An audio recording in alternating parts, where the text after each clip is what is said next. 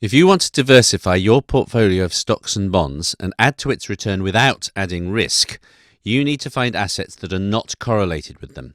For the last decade or more, that has led many big investors into commodities. Commodities have some of the oldest and most liquid markets in the world. They're expensive to store, needing warehouses or gold vaults, but you can invest in them through the futures market, which means you don't have to take delivery.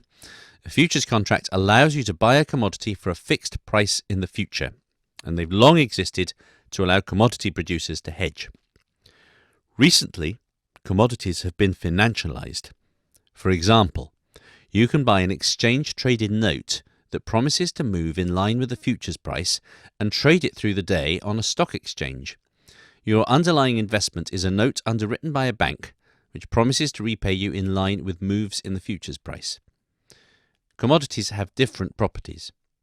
Precious metals tend to be a hedge against inflation or the actions of central banks. Industrial metals are more directly exposed to the global economy, particularly China. And energy markets are also a play on global geopolitics. What are the disadvantages? Commodities pay no income.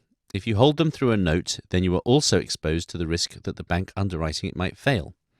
You're exposed to risks that are hard to quantify, such as natural disasters or bad harvests.